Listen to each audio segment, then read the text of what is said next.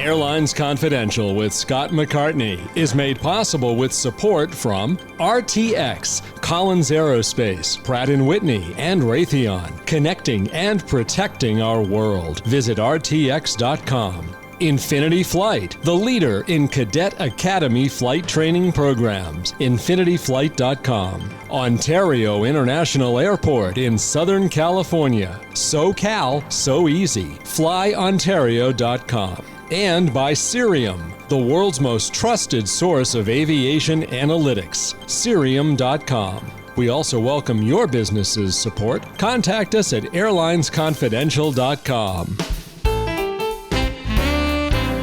Welcome to Airlines Confidential. I'm Scott McCartney, and I want everyone to know I have canceled the party balloons ordered for this, our 325th episode. No need to worry about government lasers shooting them down. And fortunately, I suppose there won't be any celebratory balloon launches over American Airlines headquarters in Fort Worth, Texas anytime soon. More on that in a bit. But first, welcome back, Christina Cassotis, Chief Executive Officer of Pittsburgh International Airport. Did any balloons get laser beamed out of the sky when you opened your new terminal? No, we did not have that. We didn't. And by the way, congratulations on 325 episodes. Amazing. Yeah, it is awesome. Amazing. Many people made that happen. Yes. Well, but you have been the glue. So congratulations, and congratulations on getting so many great people to participate. Now, when we opened the terminal, we had a bunch of events, but none of them included big balloons that would be released into the atmosphere. Yes. So no balloons, no lasers, but I am celebrating the discussion you and I will have with Sean Donohue, the former chief executive of Dallas-Fort Worth International Airport, talking about airports and airlines, since Sean's worked for both, and he brings some great insights and interesting stories. So I think listeners are going to enjoy hearing from him and hearing our conversation. Yeah, absolutely. I always like talking to Sean. Such a knowledgeable guy, and just has great insights into this crazy business that we all love.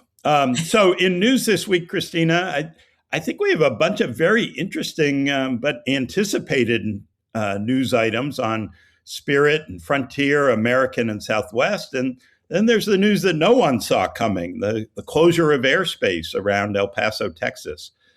As best we know from reporting from major news outlets, and there was a lot of reporting on this, the Pentagon approved lending a high-powered top-secret laser weapon to Customs and Border Protection. What could possibly go wrong?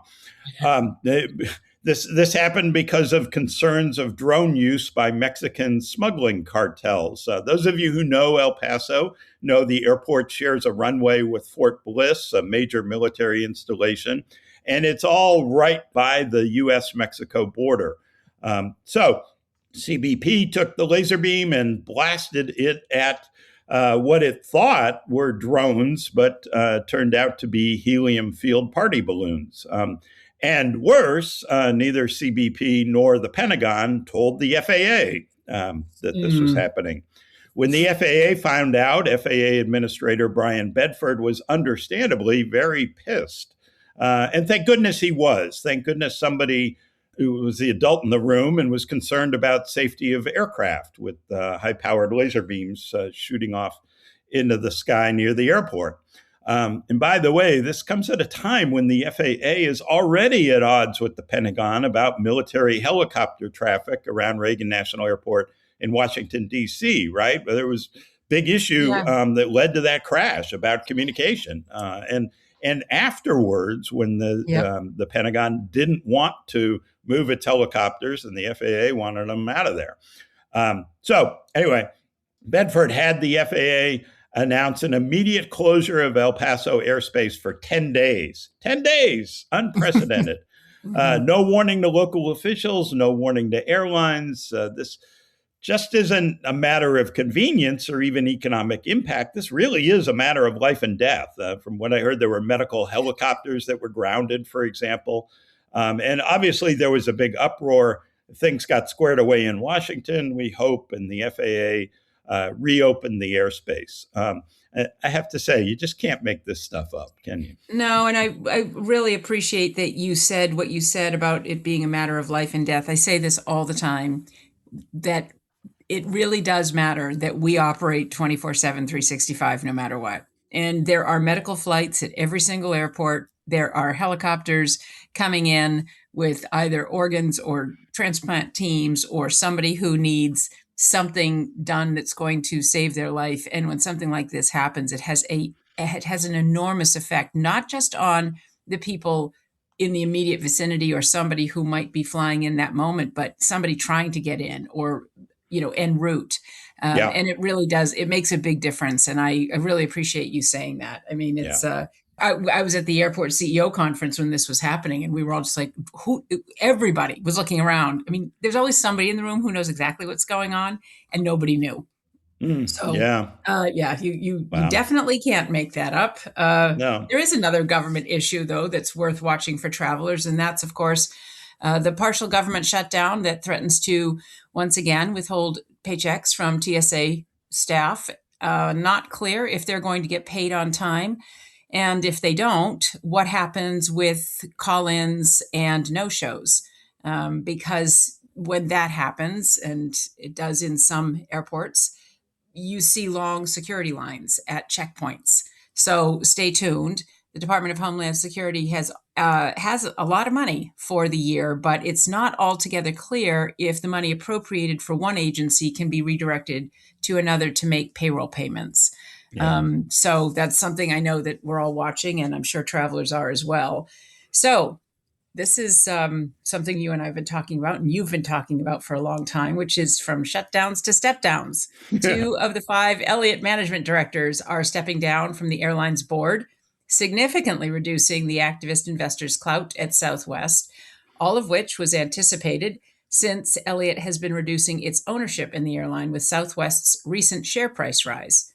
Southwest said it won't replace the Elliott directors, so the board is going to drop from 13 to 11, a much nicer number, I'm sure, for CEO Bob Jordan, and he's one of those 11. So Elliott will have 3 of the 10 directors who would vote on whether or not Bob Jordan will keep his job, and clearly he will, as long as he wants it. Yeah, I think it's really interesting, and I think Southwest wanted it this way, that the 2 directors stepping down are the 2 who could have been candidates to replace Bob if Elliott carried through on its threats, right? It was Greg Saretsky, the former CEO of WestJet, and David Cush, the former CEO of Virgin America. So it's no coincidence that those were the 2 that were pushed off the board. It's still not clear what's ahead for Southwest leadership, but I do think it's clear Elliott management won't be making that decision. As Oscar Munoz said, the very first time we started talking about Elliott's investment in Southwest, Oscar said, they're there for a good time, but they're not there for a long time. And that is clearly true. They're cashing in on Southwest gains, and they'll take those earnings and go stir the pot at some other company. Oh, and I'm sure everybody's waiting, right, to see where they go, right. where they go next, and if there's another airline in their sights. I actually loved Oscar's statement. So another important story this past week, Scott, is actually 2 stories, but sort of the same story. So Spirit and Frontier Airlines said they're shrinking fleets. It's significant shrinking of the discount airline sector, which is a really big deal for airlines and competition and fares. Not surprising, of course, but still interesting. Yeah. Spirit said it's selling 20 Airbus jets for about $533 million. Those planes weren't in service, so this doesn't really impact Spirit's schedule, at least not the current one. It's also not clear how much breathing room this gives Spirit in its attempt to restructure, since we don't know how much is owed on those 20 airplanes and whether Spirit will get any cash out of that at all. Yeah. Frontier, last week announced fourth quarter earnings of $53 million, about the same as a year earlier, and Frontier said it was shrinking its fleet some. We've talked about Frontier's inefficiency with too many aircraft, flying them only an average of 8.6 hours a day in the fourth quarter, now down from 9.6 a year earlier, and just way too few hours per plane for a low-cost carrier. Frontier said it's sending 24 A320neos back to the leasing company AerCap, and it's pushing delivery of 69 new planes from Airbus out several years. Delivery on those 69 planes was scheduled to start next year, but instead will begin 5 years from now in 2031, assuming there's a place for them to go as intended. So yeah. I think that's it's big news, and it's big news in the ULCC sector. It is, and I think interesting. This the shrinking is significant, but we've been talking about Frontier had too many airplanes, and so I think it's good to see them taking action that will shore up, make the company more efficient and you hope more profitable. This is where we all sit there, as airport directors, just sort of like holding our breath, because when they make big changes to schedules, Spirit, Frontier, any airline, they can move an airplane in as long as it takes to, get off the runway. Yeah. And we've got gate and infrastructure issues that we're trying to plan 30 years out. Like, this is always the rub in figuring out capacity at your airport, but also just total number of passengers, because those tend to drive your non-aeronautical revenues, which have everything to do with how much it costs to fly into your airport. It is definitely the right thing to do for Frontier and Spirit, but there's always a big kind of gasp when something like this happens, because we don't know how it's going to affect us, right? No, in the short term. It's a great point, and a great differentiation between the airline industry and the airport industry, right? You're like the hotel company that Marriott can't move its hotels around, and so for airports to build gates and everything else, anticipating, boy, that's a great point, Christina. Thank you for that. One other note on Spirit, the airline also said it's recalling 500 of the 1,300 flight attendants furloughed in December. Sounds like good news, but again, I think it's not that Spirit suddenly is expanding. It's not. It's really a reflection of many Spirit employees bailing out on the struggling company. And, I think the struggles are continuing. I mean, we just don't know yet if they need a deal with somebody, and there hasn't been a deal yet. And so you hope there's going to be a deal.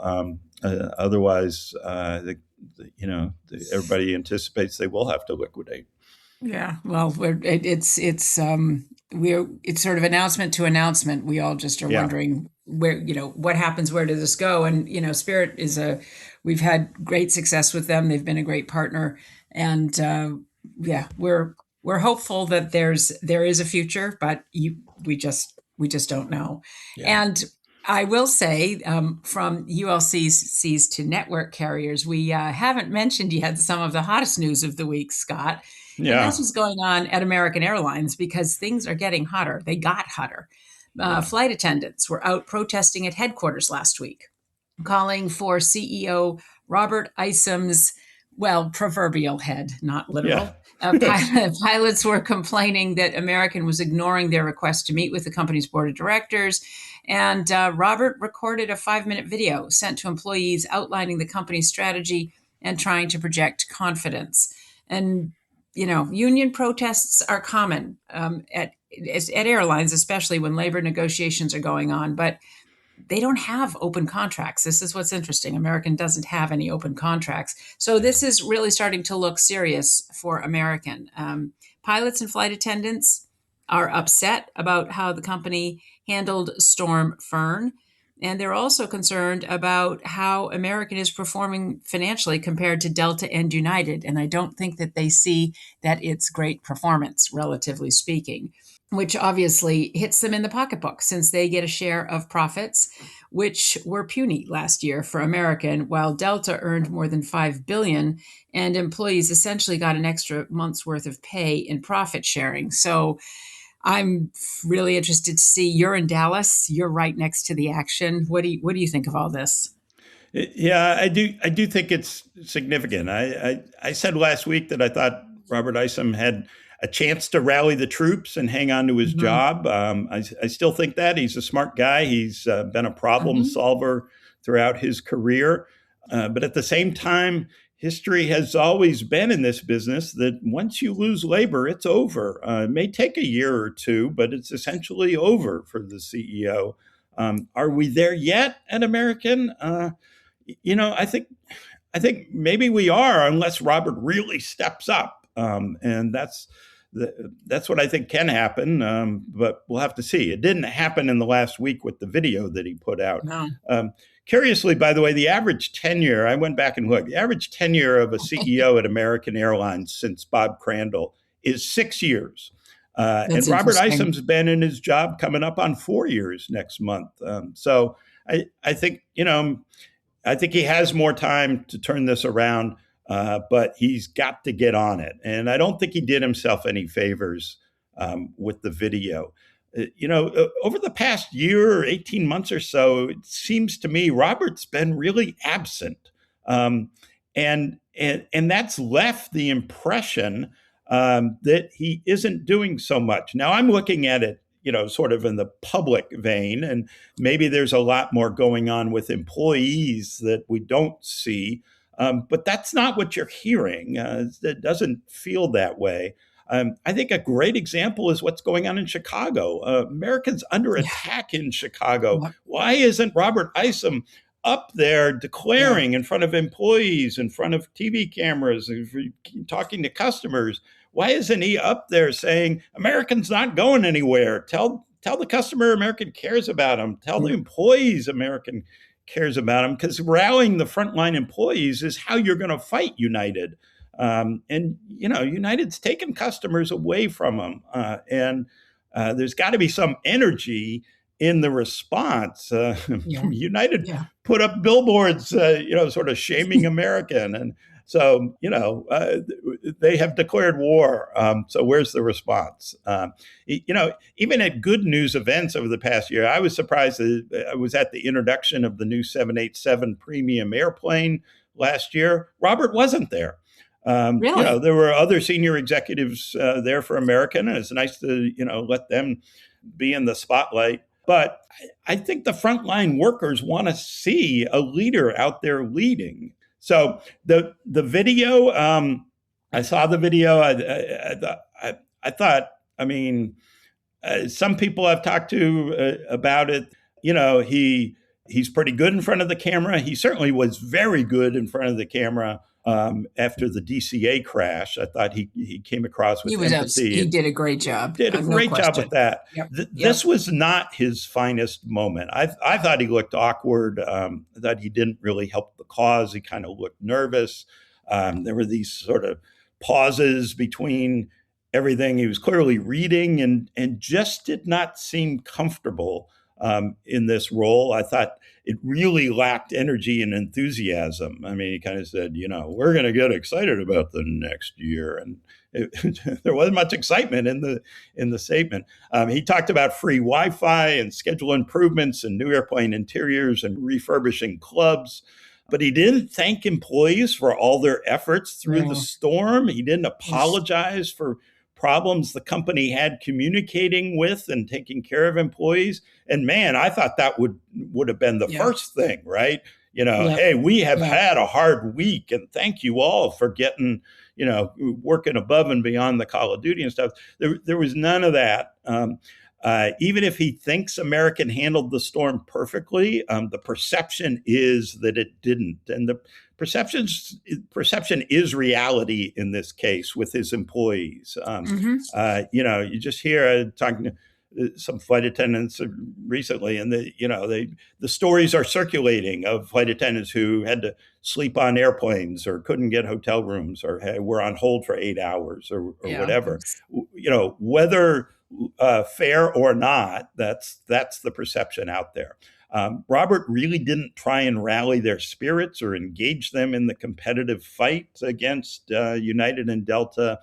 And just saying, hey, we're going to have free Wi-Fi, that's just not going to do it. The pilots union president posted his own video critiquing Robert's video. He noted that it took about 4 minutes into the 5-minute message to even really mention frontline employees. I mean, there were some scattered references here and there, but Union President Nick Silva said American had, the quote was, blown another golden opportunity to articulate a real vision for the future of our company. And I have to say that was kind of my first impression too. As I've said before, I do think American has a serious cultural problem internally, a morale problem, a customer service problem. Frontline employees, not always, but some of them do seem indifferent when it comes to delays and disruptions and service failures. They're frankly too used to it, right? It happens too frequently. So for them, it's nothing new. For customers, it may be horrible, right? There may be serious consequences of that. And nobody, you just don't get the impression that they're motivated to fix the problem quickly. So they're just as disappointed and just as impacted by the unreliable service as customers are. I think American needs a reset. I think free Wi-Fi and more premium seats on aircraft just isn't going to win back market share. And it's got to be frontline employees getting, engaged in battle with enthusiasm and commitment. So, that's my thought. I'm always fascinated at, first of all, to your point, I mean, Robert Isom is a smart guy. And we saw that when he was, really moved with what happened in Washington, because who wouldn't be, he was able to show up and he was able to project genuine concern as well as, concern for everybody involved, right? For the passengers, for staff, for the people, the rescuers, for everybody. He was so, it came across, his feelings came across. And I think that one of the hardest things as a CEO is when you're, dealing with lots and lots of different issues on a daily basis, because you are, and running that airline is a huge feat.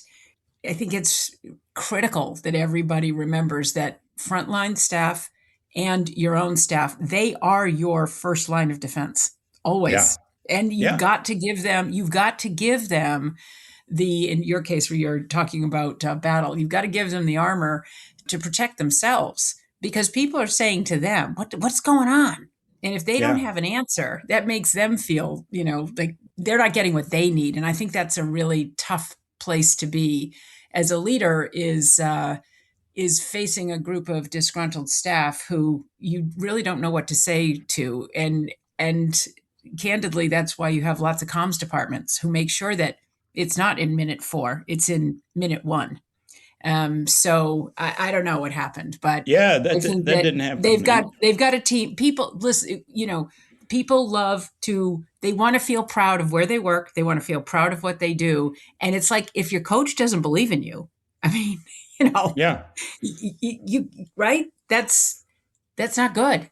And I don't think that's true about him, but it didn't come across. And that's the issue, is you want to get people feeling good. Like, okay, we made some mistakes, but we might not have the whole plan, but we are working on it, and we're going to get this fixed because we're a great airline and we do great things and it matters what we do.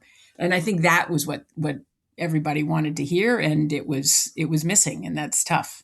Yeah, and I think they need to hear more from him. 100%. I was recently with 2 former airline CEOs who had incredibly successul runs, and one of the things we talked about was communication and the need to huge and constant, and just regularly meeting and riding in the jump seat. So you're talking to pilots, and there's so many things. But I hear from a lot of CEOs, one of the surprises of the job is how much time you spend communicating, and it's internal and external. So I think it's the most important thing you do, because you've got I always think of rings of influence, right? And there's the people who work at the airline, and then you go out to, their friends and family, you go out, and that's just because you give them the tools to take that message out. But it's also, it's obviously it's the shareholders, it's the people in the communities around, the places where the planes fly, it's the businesses that are relying on you. They all want to know that they're backing a winner. And they all want to know that the company is looking out for their interests, because at the end of the day, travel is really important. It comes down to people needing to get places, and that affects their day-to-day lives. So you just, I think it's the most important thing. And communication to me is, it's not what you say, it's how it's who you say it to, when, in which order, right? With which messaging, and Yeah. what you're highlighting at that particular moment that makes people feel like, oh, you're talking to me, I get it, and if you're taking care of me, I can take care of you. I Right. And just I got to believe that you have a good plan. Yes, I yes, mean, right. The Seattle yes. Seahawks believe in their head coach. That's Right. that's right. You got to believe that the game plan is good. That's right. And I'm not sure American employees feel that right now. That's why we all loved the Bad News Bears, right? Because Right. everybody is going to back the underdog, right? So Right. if you're not out front, then you just rally everybody into like, okay, but we can do this. And that's, I think, what you're talking about in Chicago is like, come engage us. We're ready. They want Yeah. to. Yeah. Yeah. Yeah. No, Anyway. absolutely. Absolutely. And get some excitement going because we are in a fight here, and Yeah. let's not back down from it. All right. Speaking of communicating, time now to thank our sponsors for making this podcast possible. We want to thank Cirium. Cirium offers the most accurate and precise data and analytics to enable airlines to optimize planning, operations, and passenger services. The right intelligence drives operational efficiencies, enables you to predict market shifts, and helps airlines respond quickly to maximize revenue, manage costs, and seize commercial opportunity. Visit Cirium.com for more. We also want to thank Ontario International Airport, which is celebrating a decade of local control. Thanks to public support, the local community reclaimed ONT, revived it as a vital gateway in Southern California, and ensured the airport is ready to soar even higher in years to come. Visit flyontario.com/10 to learn the story and find out how you can join the year-long celebration of how a decade of local control has turned ONT into one of California's fastest growing and most economical airports. And in addition, thanks to RTX for helping make Airlines Confidential possible.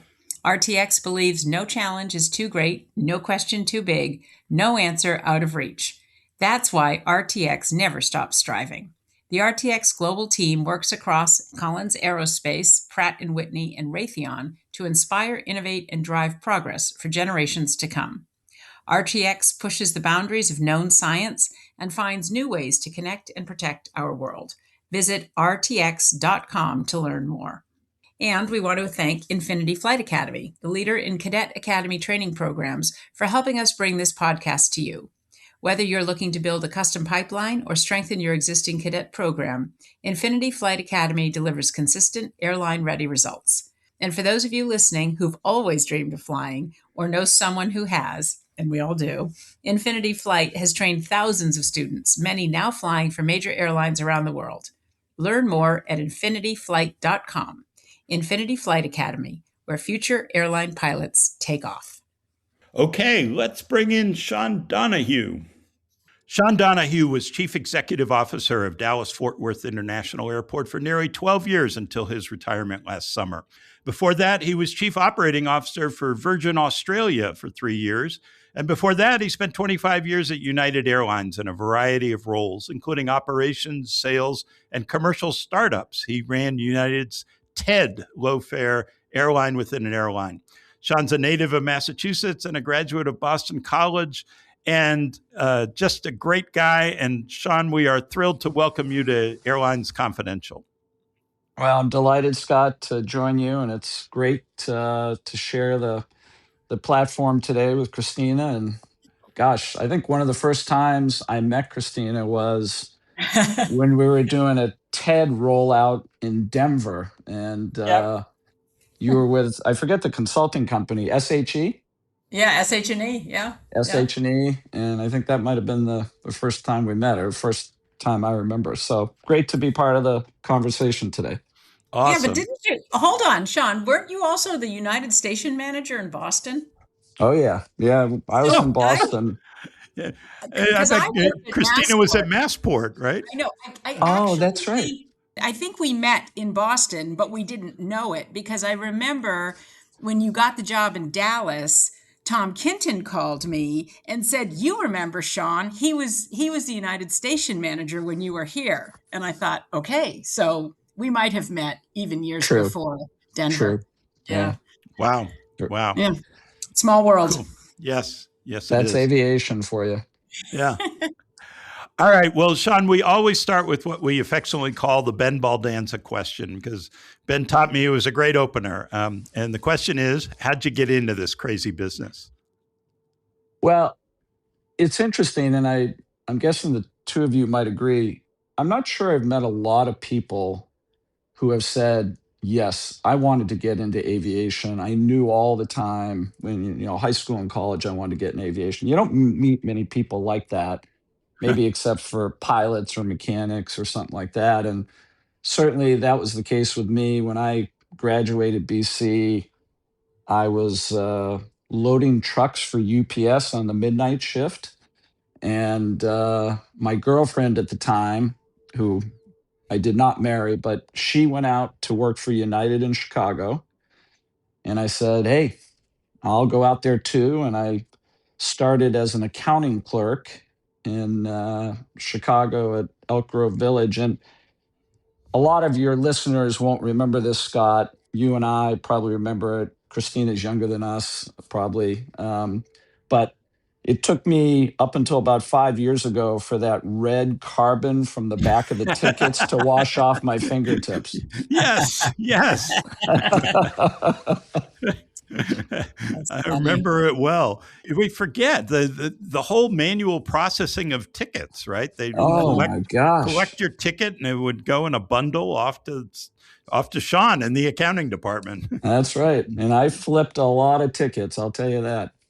I remember those tickets. My dad was a pilot for Pan Am, and then actually went over to United, Sean, when United bought what we then called the Far East routes from Right. Pan Am, and said to some of the 7-4 captains, "Look, if you'll keep flying the Far East for us, we'll let you keep your pension." And my father was smart enough to know that Pan Am wasn't going to make it. And so I had flight benefits, which was amazing with Pan Am and before United. And I would go to the ticket office and they'd run off tickets.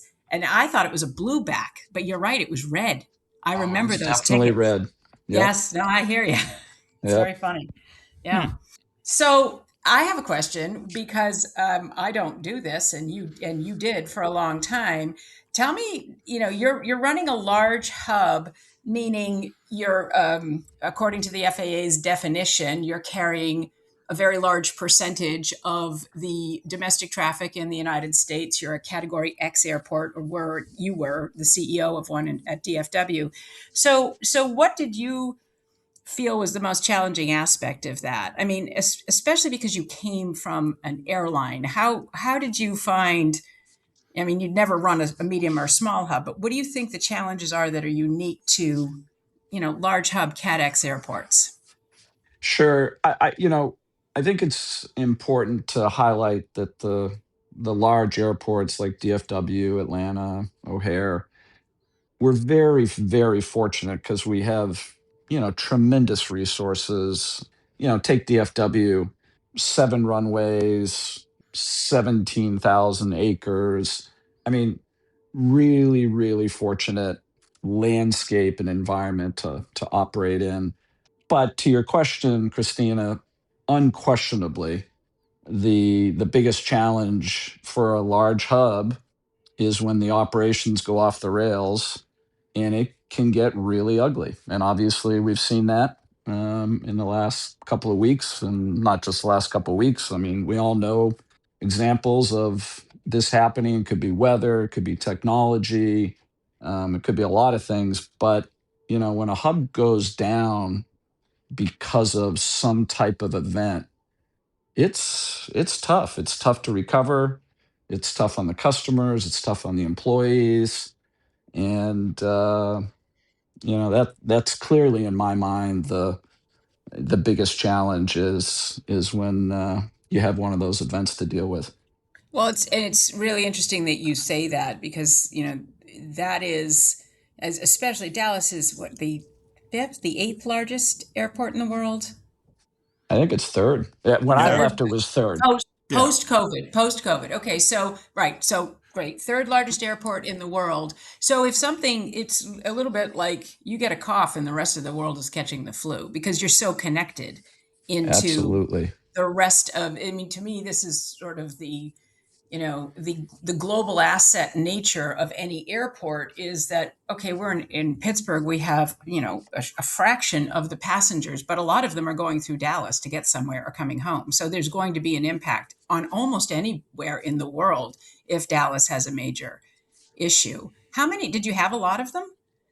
The ones we typically had, and I'm sitting up here on Cape Cod, and I feel like I've jinxed everyone in Massachusetts. It's been the coldest and snowiest winter for many years, and I keep looking at the weather down in Dallas, and today it's probably 75.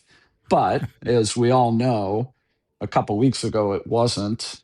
Yeah. And damn, it seems like once a year you get an ice storm in the Dallas Fort Worth region. And I always told the Yep. team down there, I would rather have a foot of snow than an inch of ice. And 100%. Yeah. what a lot of people don't understand, and this clearly happened a couple weeks ago, when it comes to de-icing aircraft, and obviously that's an airline responsibility, the absolute worst precipitation is freezing rain. Yeah. And because it gives you no holdover times, even with all the type 1 or type 4 de-icing fluid. And there was quite a bit of freezing rain this time, and it just seems like it happens all the time. The other aspect of it, though, in DFW that I was kind of shocked about, although I understand it now, the communities around there do not have equipment. They don't have snowplows. Of course. There's no snowplows in Texas. Mhm. Well, there are a few, but there's not a lot. So Right. the community shut down, Yeah. the roadway system shut down, and then employees have a really, really hard time just getting to the airport. So Mhm. you actually might be into the second day of an event. Airports open, runways are open, but employees can't get to work.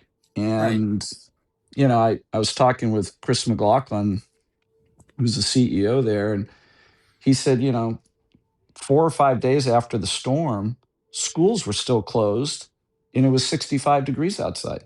Yeah. And so it not only impacts the airport when you have these ice events, it really impacts the community, and then it just takes so long to recover.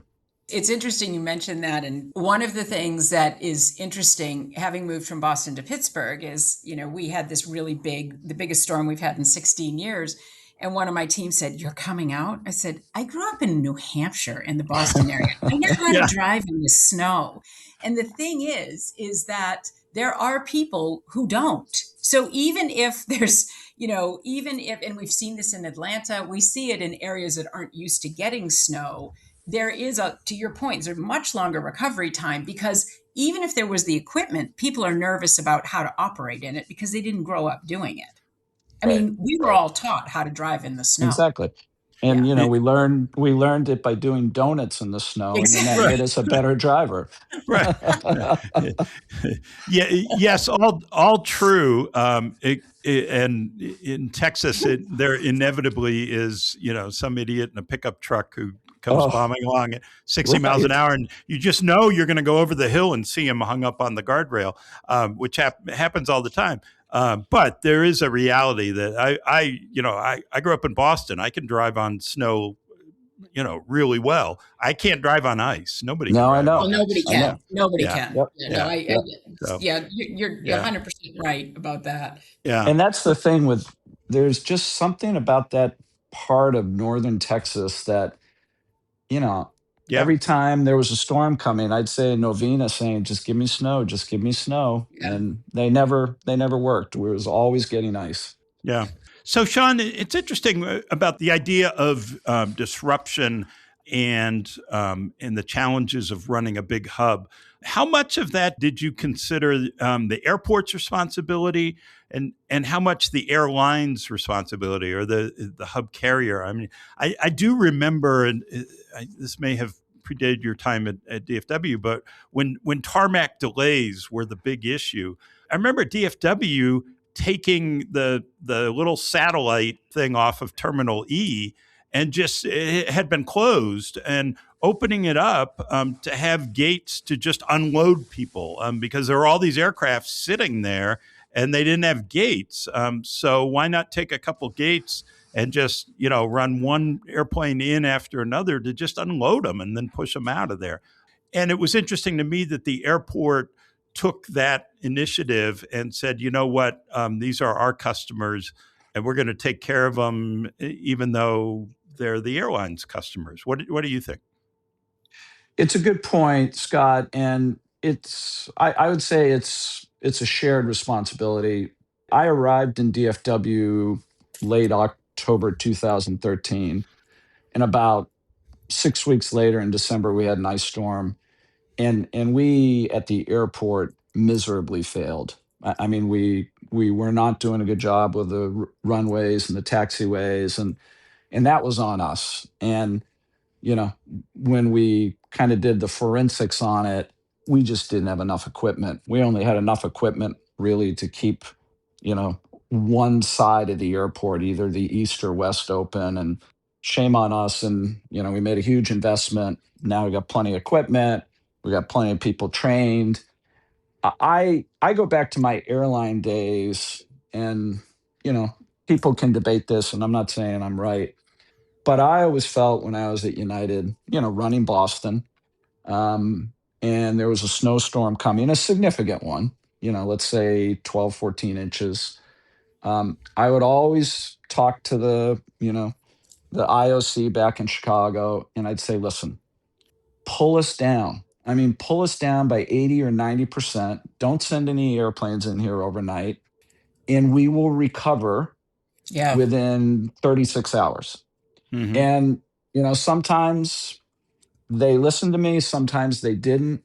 But, I really feel that the best thing an airline can do, and I know you can point to experiences where you expected this weather, it didn't materialize, so you pulled down a schedule and, you blew it. I understand that can happen.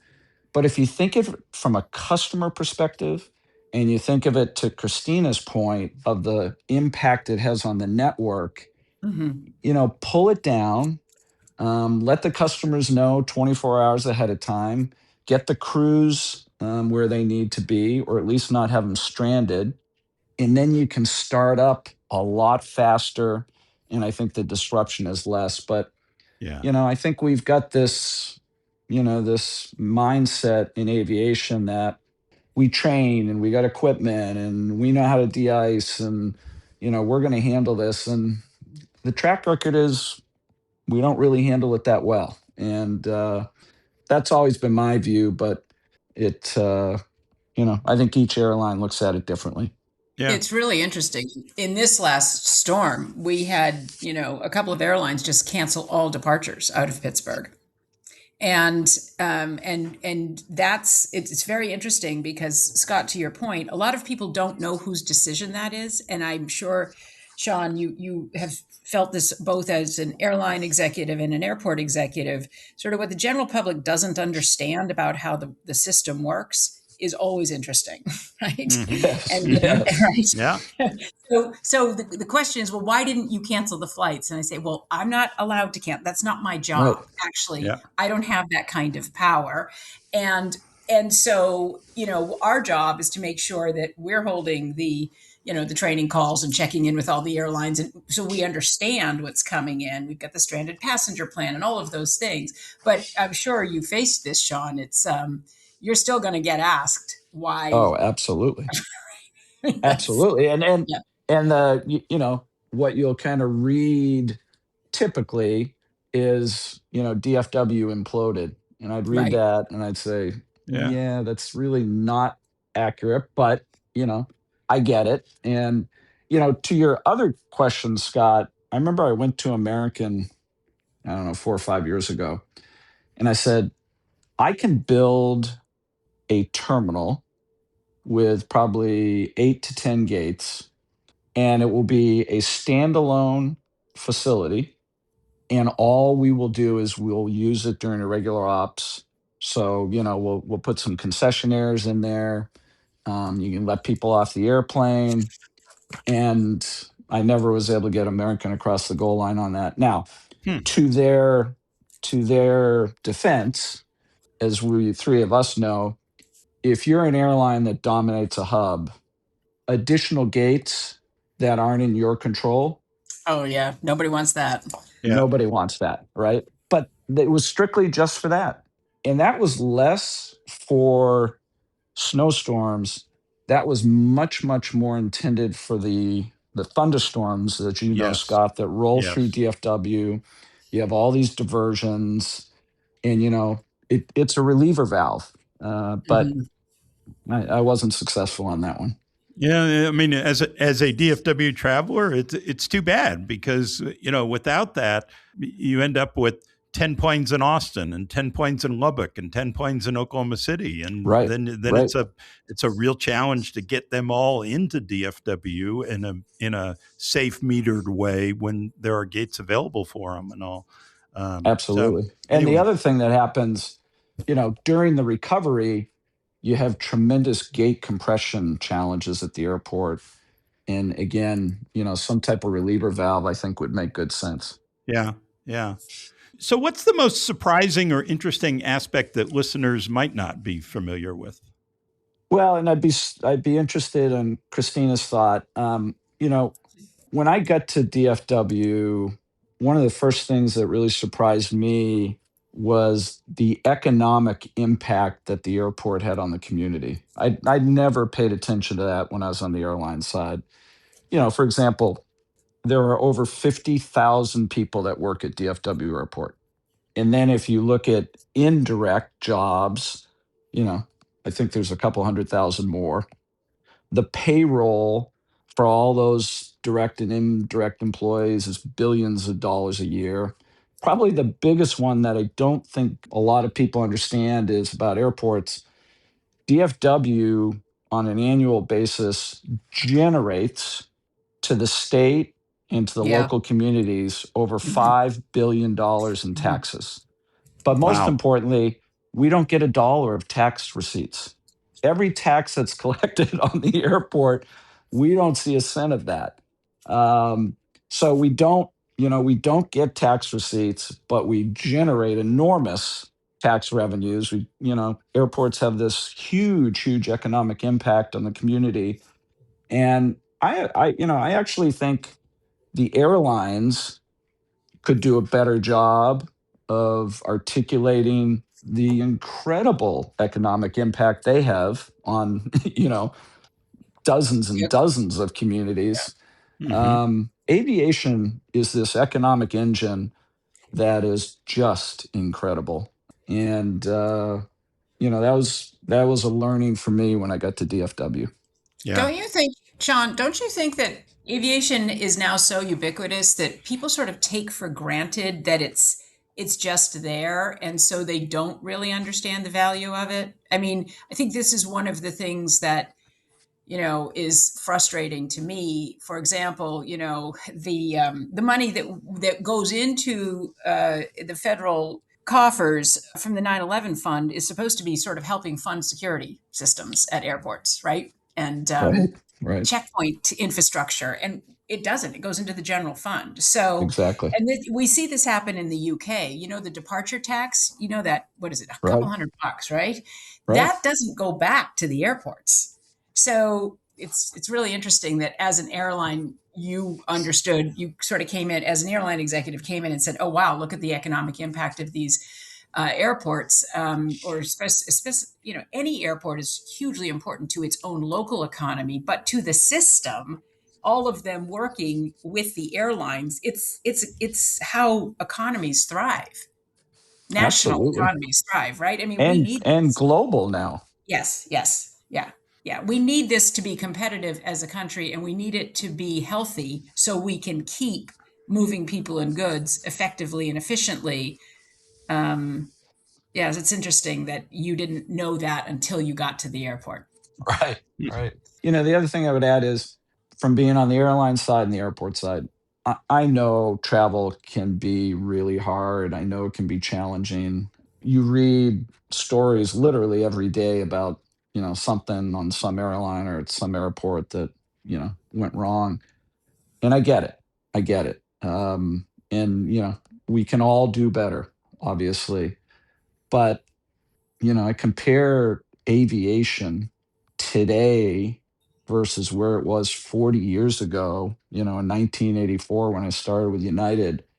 And oh my God, if someone went back and looked at kind of the economic impact of aviation from 84 to now, Sure. especially globally, Mhm. when I started at DFW in 13, we weren't even on the radar screen with international service, and we would go on trips to Europe or Asia trying to promote the airport.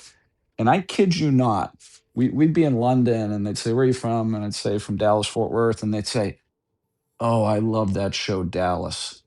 And Yeah. I would say, if that's what you think about Dallas Fort Worth right now, we got a brand issue here. And I'm talking more about the community than the airport. But, now, we basically serve every global city in the world with the exception of Singapore because there's not an airplane that can make it there. And that type of connection for communities, I think, is just incredible too.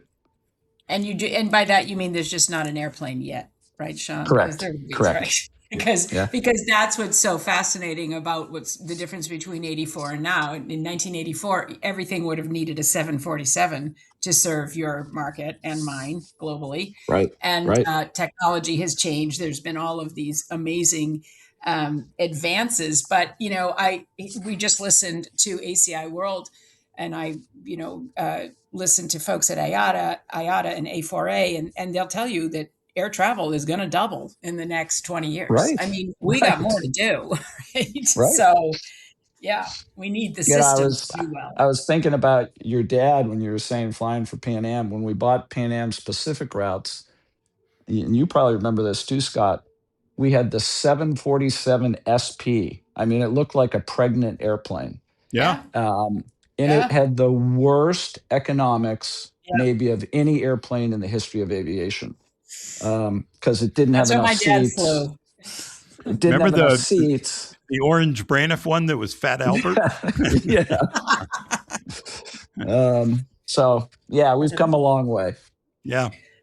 So talk about changes, because I think that's, I mean, I know that you're not actively running an airport day to day, but because aviation, jet is in your blood, and you've been in this industry for a long time. What do you think the most significant changes have been in recent years, anywhere in the system? Well, if I was to look at it in recent years, Christine, I guess maybe two things jump out at me. Post COVID, we all underestimated, or at least I know we did, and I think a lot of people did, just underestimated how quickly travel would recover. I mean, if you remember back in 22, 23, I mean, travel just exploded, and we were all kind of trying to get back up to speed. And I actually think airports did a pretty good job In across the this country, system. in Yeah, this country, not right. in Europe, they struggled, but yeah. True, Mhm. true. But as the three of us also know, the supply chain is still, a mess. And, Mhm. talk about aircraft or engines or, aircraft components that are not engines. I mean, there's some, I Yeah. don't remember in 40 years the supply chain being such a challenge as it is now. The other one that, again, I've been wrong on this is the explosion in premium travel, especially the people traveling on leisure who are now willing to spend more money to travel in business class or premium economy. And I keep waiting for the other shoe to fall, but I've been wrong. But man, you look at some of these business class cabins on the deliveries coming. I thought I saw United on their new 787s that were going to take delivery. I think they might have like 70 business class seats. I mean, just Wow. an extraordinary number. And Well, American's new premium configuration has a whole bunch. over 50, I think. Exactly. Yeah. Yeah. So, big bets being made that demand will continue. And I hope it does for the industry.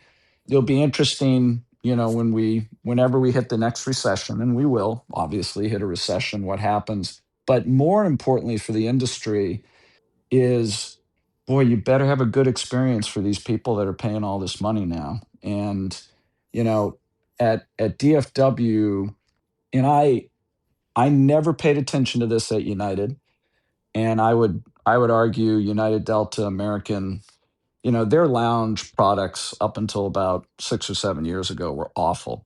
I mean, the United Red Carpet Club, oh my God. Well, there was no competition. They Right. didn't have to be great.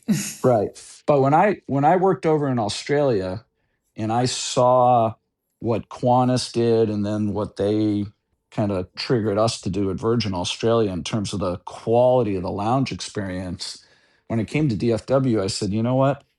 I don't know what the airlines are going to do on the lounge products, but we're going to do something. And, Amex Centurion, Capital One, Chase Sapphire, I think opens hopefully in the next couple of months. We got PS opening. We've got Plaza Premium.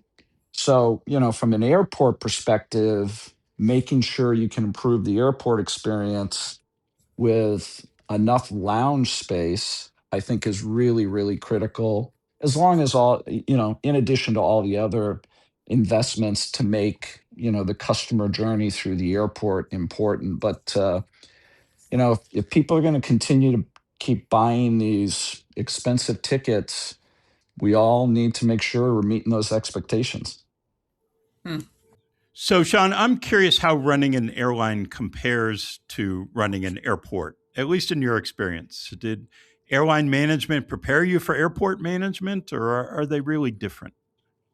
It's another good question. And when I came to DFW, I said to myself, listen, I know airports. I've run airports for United, obviously, had all of operations at Virgin Australia, had airports all over the world at United when I left.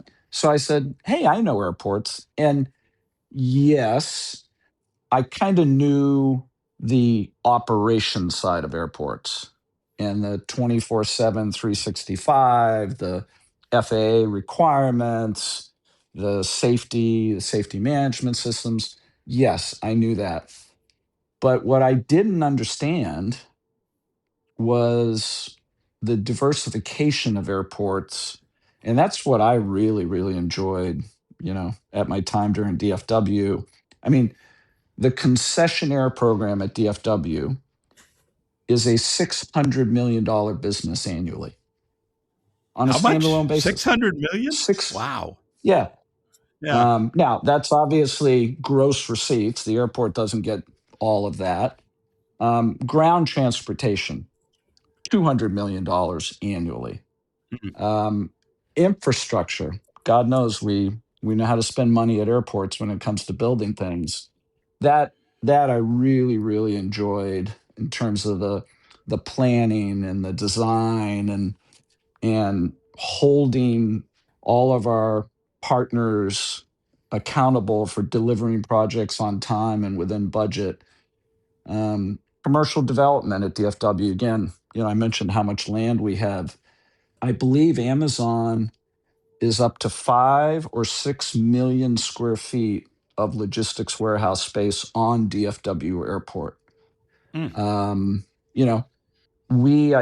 this was before my time. Jeff Fagan and his team deserve the credit for this. The Grand Hyatt Hotel in Terminal D, which I think is still one of the best airport hotels, and they just finished a $30 million renovation before COVID because DFW owns that hotel. We built it with our capital and our money.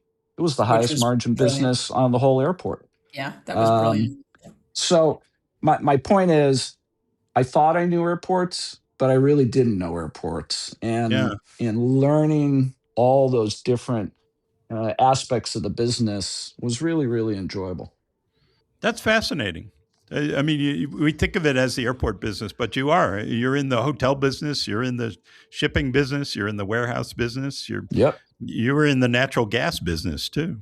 So, Right. And that, again, the team, they made a decision. Gosh, that was probably 25 years ago.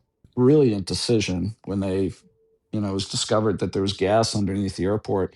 I believe they got $180 million upfront payment because, back then gas prices were much, much higher than they are today. And when I left, I think the royalties were a couple $1,000,000 a year. So that's nothing to Yeah. sneeze about. But when they made that decision to get a big upfront payment, that was really smart. And Christina's running a whole utility, right? Yes, and again, I credit the county executive before I got there. He did the deal, but there was a $50 million upfront payment in Pittsburgh, Sean. So Great. And that's a fraction of of what you have in Dallas, but it has been a lifesaver because at the time after U.S. Airways left, I mean, Pittsburgh was struggling just to keep the lights on. It was Sure. we had just lost so much of the traffic that would have paid the bills. So you talked about challenges and obviously sort of some of the surprises about running a really big, important, foundational, critical airport, part of national critical transportation infrastructure, but also a global network of economic activity and inspiring a lot of activity. What did you talked a little bit about what you liked learning. What did you like about the job? I mean, what did you really love about the job? Well, I've always been someone during my airline days and during my days at DFW, I get the most pleasure out of our people. And, DFW had a great, still does, great group of employees, take tremendous pride. I remember this was probably back in 17 or 18. Remember when a decision was made to not accept any more refugees on inbound international flights? And literally, the decision was made when airplanes were in the air heading to the US. And, we probably had 2 or 3,000 people come out and picket at the airport. And they just, converged on the international terminal. And I remember our police force, and again, talk about a enormous benefit at DFW. Police, fire, and security are our own employees. They're not city. And I remember seeing one of our sergeants out in this mass of people, just making sure customers coming out of the FIS could get through. And he's out there, giving out bottles of water to the protesters, talking to them, calming everyone down, helping people come out of the FIS. And I'm in the IOC and I'm watching this. And at the same time, the chief of police says, "Whoops, we have a jumper." And I said, "What?" And, the crossover bridges at DFW, we had someone who was about to jump off the bridge onto the highway below. And I'm looking at on closed circuit TV, and I see one of our other police folks come up. They're talking to him, trying to calm him down. Finally, they grab him and take him off the bridge and keep him safe. And I say to myself, "Gosh, we've just got great people." I remember when Air Force One came in, and I'm just talking about Air Force One. I'm not talking about administrations or anything like this. And it parked, on the tarmac, and our frontline employees were so proud to be out by that airplane and, doing anything they could to help. And, you just remember things, or I do, about our employees, what they do every day, how they take care of customers, how they take care of each other. And then I guess the last thing I would say is it's reassuring to me, and I do take pride in that, of this probably the six largest airports in the US, the CEOs at three of them, were part of my team at DFW in the last 10 years. So for Yeah. them to, move on to taking on greater responsibilities and running airports, I feel good about that. Yeah. Got Great stories. Yeah. alumni association. That, Yeah. yeah. Yeah. Yeah. The Coach Greg Popovich of airports. Right. No, he's in a class himself, obviously. Yes, he is. So, Sean, airport costs are obviously a big issue these days, particularly with the major rebuilding of America's big airports underway. LAX is this massive rebuilding. O'Hare is modernizing. DFW is all torn up. There's a $12 billion program underway there. Christina just opened her new terminal. I'm not sure. I don't think cost is the big issue there. But it's going to be. It certainly is in New York. It's going to be in LA. It's going to be in other places. Is it going to make travel more expensive? Since local communities, I mean, we talked before about the economic impact and all that, but local communities don't really invest in airports anymore. They want travelers and airlines to pay for it. So are ticket prices going up because of airport costs? I would say yes and no. And the reason I say that, Scott, is, I look at, the quarterly earnings and the annual earnings of airlines, and I look at, what percentage of costs for an airline are airport costs, and it's usually under rent, and there's other associated costs in there. And I think this is accurate. It's probably in the 5 to 7% range of total costs, for an airline. So yes, it's material, but it's not labor, it's not fuel, it's not aircraft leasing and things like that. But costs are going up at airports. As you mentioned, there's capital programs and investments being made. What I always focused on at DFW was this. We love at airports. We love to say DFW, we got a $12 billion capital program. We love to brag about that. But one of the things I learned from our infrastructure team is you build a new terminal. Let's say it's a $2 billion terminal. And over the lifetime of that asset, you will actually spend more money over 30 or 40 years on the O&M costs of that asset than what you put into it. So, what I always tried to focus on at DFW was, in general, our total O&M costs. And, we were not perfect, but I felt like we did a pretty good job there. American felt, I think, they felt that we were credible. They felt like we were focused on those costs. We typically, our budget might increase 3, 4, 5% a year on the O&M side, or the And O&M, you mean non-capital side. operating and maintaining. Operating. Yeah. Right. Yeah. Right. And the other thing we would do is, if we were actually doing better than budget, I would share those revenues back with the airline. So towards the end of the year, if we were doing better, I'd waive landing fees for 2 months, which landing fees monthly at DFW are like $7 or $8 million. So my point is, yes, costs are going up. Some of that on the margin might increase the cost of a ticket, but as long as the airports are being good stewards of that investment, because as the three of us know, the airlines pay all the operating costs of an airport.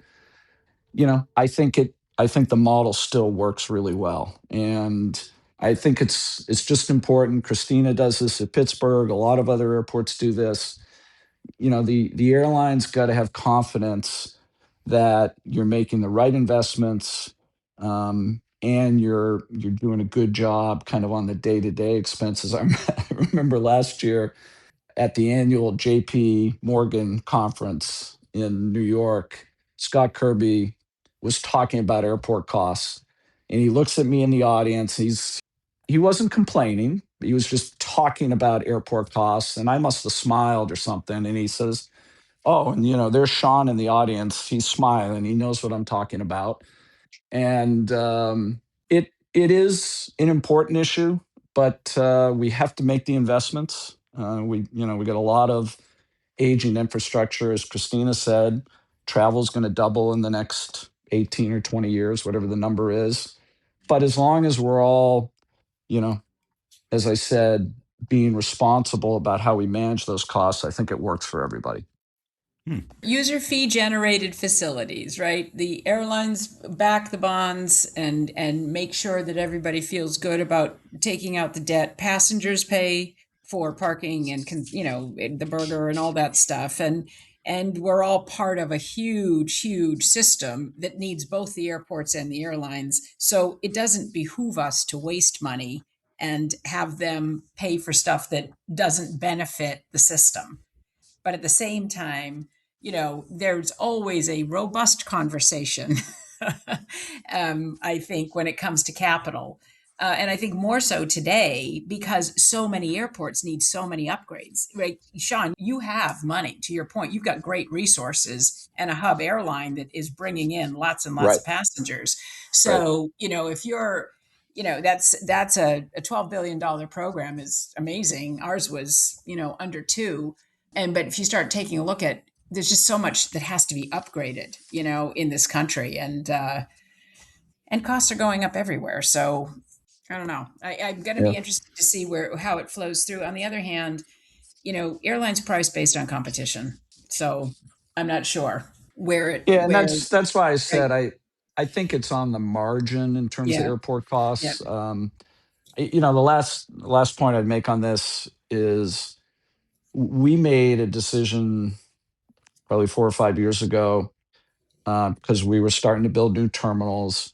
Back to the O&M costs of a terminal over the life cycle of using this digital twin technology in all the terminals. So you digitalize, with sensors, all your mechanics, your mechanical systems, your electrical systems, your baggage systems, so that you get alerts, so that you can be much, much more predictable, rather than reactive. And I had the team put in our strategic plan by 2028. Now the question is it still in there? But that O&M costs for the terminals would be reduced by 20%, because you had to put a little skin in the game. You gotta have accountability for your own expenses and costs and plans. So and I think most airports do a good job of that and are responsible on that. And I get kind of tired of people using the term gold-plated airports. Other than the Middle East, I haven't seen a lot of gold. I haven't seen a lot of gold-plated airports. So what's next for you? You are still young enough. You still know a lot about this industry, and so what are you going to do these days? What's happening next? Well, I'm sitting here like Fred McMurray and My Three Sons in my cardigan sweater. No, I'm only kidding. Only kidding. You were making me jealous. Only because I'm freezing my what off. But when I retired, my wife Susan said, "Sean, you've been leaving the house every morning for 40 years. Let's not ruin a good thing." So I kind of took that as a signal. And so I'm on 3 boards. I just joined and have my first meeting next week, the board of Auckland Airport in New Zealand. So I'm really looking forward to that. I've been on an energy company board in Dallas. Scott, you would know Atmos, the gas Sure. company. Yep. Yep. Great company. I joined an Australian technology company, and then I was lucky enough to join BCG as a senior advisor. So hopefully I'll figure out the balance because we have grandchild number 2 coming in about 3 weeks. And Congratulations. thank great, you. All great 5 news. kids, are up here, and obviously want to maximize the family time. Awesome. Well, we appreciate your time.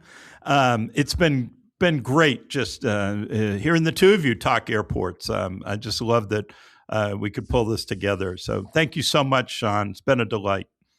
Well, thank you, Scott. Christina, is always great to catch up with you. And, Always good. Congratulations on everything, all your success, and what you're doing going forward. It's exciting. Thank you. Yes. And Scott, Yeah. great podcast here. Someday maybe Christina and I can talk you into airline and airport confidential, but I won't hold my breath on that. Okay. All right. Well, maybe just airport. We'll start a second one. Airport confidential. Okay. All right. Who knows? Awesome. Thanks again, Sean. Been a delight.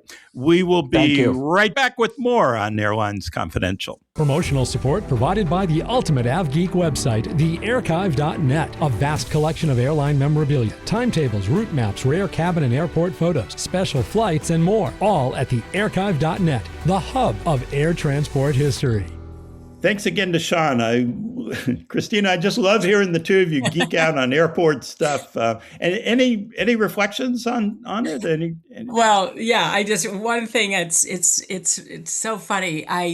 In my former life, I consulted to airports and worked on areas of competitiveness, and I spent a lot of time. DFW was a client of mine before Sean, and for a little while Sean was there, before I got to Pittsburgh. And I just want to say that Sean's done a great job of leading that airport and, helping to build international flights and service. And I remember that in 2012, Emirates started serving Dallas. They picked up service to Sydney. They had service, I think at the time, to Tokyo, a couple of destinations in Europe, and a lot into, Central and South America. So I would say that he's done a great job of expanding that, and that DFW had a good running start into international. So I just want to make sure that Yeah, that's my perspective on things. That's all. Right. There was a lot there. He did expand it a lot. Yes. But, there was a lot there to start. So from talking to another airport CEO to the mailbag, Scott, there have been some interesting notes from listeners about major airline liquidations. Matt from Denver, for example, says, regarding the talk of the largest airline shutdown from the last few decades, Braniff was mentioned from the 80s, then Midway and Eastern from 1991. But what about Pan Am, also in 1991? So, airline near and dear to my heart. So, Scott, since you're teaching airline history right now in the aviation MBA course at the University of Colorado, Denver, what do you say?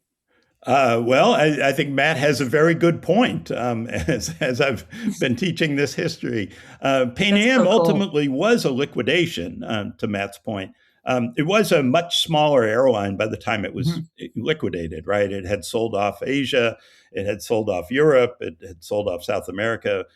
So there wasn't much left. But Matt's point is well taken. There was still service in the Caribbean and other places. And certainly they still had some domestic flights. There were other liquidations too about this time, ATA Airlines, for example, and Aloha Airlines. But I think the point is a big liquidation hasn't happened in a long time, except for Tiny Silver Airways last year. We just haven't had a major liquidation in a long time. If Spirit ends up liquidating, which, as we talked about before, is a possibility, unless it cooks up a deal with Frontier or another investor, that would clearly be the biggest in some years. Christina, I know you have a personal connection to this since Yeah. your dad flew for Pan Am, right? And Mm-hmm. then he moved Yep. to United when United Yep. bought Pan Am specific routes and aircraft. Yep. So I thought of you. I thought of that when I got this in the mailbag from Dennis from Bluebell, Pennsylvania, who writes about his airline career that would seem few pilots can duplicate.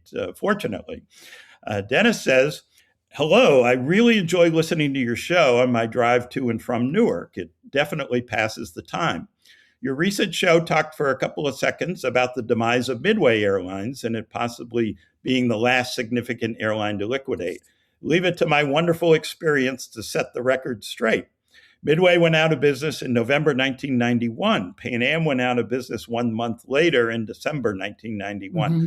I was a pilot for Pan Am then," Dennis says, "and lost my job. What a loss that was." Dennis goes on. In April 2008, ATA, American Transair, shut down and liquidated. Remember them? Guess what? I was a pilot for them too for 14 years, a Boeing 757 captain. I loved that job, Dennis says. The funny coincidence here, he notes, is that ATA and Pan Am were the last two major airlines that went out of business and liquidated, and I was a pilot for both of them. So where am I now? Dennis says. You guessed it, Spirit. I've been a Spirit pilot for 13 and a half years. Captain on the A320, A321. Dennis says, I would like to thank Ben Baldanza for making Spirit an airline that opened the opportunity for me to restart my flying career at age 50. It's been great, and I love flying here. I won't state the obvious of what might happen to me again, except that I only have 1 year left until mandatory retirement, and I hope that I can reach that date still employed. We'll see. I'm one of many Spirit employees who wants to keep their jobs and careers here. In the meantime, I enjoy every trip I fly, yes, even out of Newark. The people there are great. Thanks to all of you for the really good shows you put on. Dennis, thanks to you. Wow. I feel your pain, but I appreciate your note a great deal. Well, there's a memoir in that. I mean, if you've been, I think that Dennis, keep your notes and write a book. And thanks for pointing out how much you care about the airlines that you've flown for. I think that makes the point from earlier, right? Like yes. People are invested in the companies they work for. And in this industry, it's not hard to feel like you have a real purpose. So thanks, Dennis, for being a great member of the industry and for your service to 3 airlines that have done good things for lots of people. What a career. Wishing all the best to Dennis and all the employees at Spirit going through this very challenging reorganization right now. And I want to talk about one thing someday in the future, Scott, and I'm going to see how you react to this, but I'm thinking that the Dallas Metroplex, maybe those 2 airports should be governed under the same organization like in New York. Oh, wow. I mean, think about this. Yeah. Think about this, right? Why compete? You've got Love Field and DFW. You've got 2 major airlines who are really engaged in either airport. And I just wonder if there's an economy of scale in running them as one organization. I mean, DFW is number 3. It could go to number 2. Why compete against the airport down the street? That's a really interesting question. And an interesting time to ask the question. It's actually the local politics, and I'm no great student of local politics here. But, historically, there was always the competition between Dallas and Fort Worth. The city of Dallas would not want Fort Worth involved in running local airport. The Dallas area, so there's a regional transportation system, and several of the larger suburbs are threatening to pull out of it. And that's a different issue. But I think maybe, sort of the same issue of now different parts of the Dallas-Fort Worth area doing their own thing. So that might suggest not the right time to think about a regional airport authority when your regional transportation authority is kind of potentially falling apart. We don't know what's going to happen I don't know. That's kind of my initial thought, but I don't know. think, I mean, look at Chicago. If you look at yeah, Chicago, right? You've got Midway, you've got O'Hare. New York is, Newark, LaGuardia, and JFK. There's just, to me, there's something to be said for the economy benefiting from more focus and a strategy that takes into consideration the entire region as opposed to bifurcating it and having it compete against itself. yeah, yeah. The experience in Los Angeles was interesting. I mean, there was a time when LAWA, Los Angeles World Right. Airport, Yeah. And Ontario. Sure. Right. in Ontario, right? And there was a whole idea of, hey, we'll have a regional transportation plan, and we'll build big terminals in Ontario because it'll be because we can't expand LAX, and then Los Angeles decided, no, we do want to expand LAX, so we're going to put all the money there. And Ontario said, hey, wait a minute, we're not getting our fair share of the deal. Yeah, so but they look at split off. but Love Field is right downtown, and Yeah. these guys are busting at they're busting of the. I'm confident that an unconstrained forecast of Love Field would see that there's an opportunity for that to grow because of its location. Yeah. So Yeah. and in the beginning, the Wright Amendment was all about making sure that DFW wasn't going to be impacted significantly as it grew. Well, it hasn't been. I mean, Right. this is their We don't busiest need to worry about DFW. We don't need to anymore. worry about it. Yeah. So I don't know. Yeah. I think there's something that would be interesting to look at. And, Yeah. the Port Authority, you've got 3 different airports, actually 5, if you count Stewart and Teterboro. Right. They all play a role. And I think there's something to be said for a system that works together. Yeah. So anyway, Yeah. that's Well, yeah, and you have that in Pittsburgh, right? You don't just have Pittsburgh International. You have we have our GA corporate aircraft, but that's not commercial service. So, Right. but I do Right. think, but we do have a system, and I think that there's something to be said for that. So, Yeah. anyway, Yeah. it's just something to maybe talk All about. right. Great subject. Let's talk about it more, and I'm sure we'll hear from listeners too about that. That's all for another edition of Airlines Confidential. Thank you to Sean Donohue. Thank you, Christina. It's as always wonderful and interesting to talk about airlines and airports. So appreciate it very much.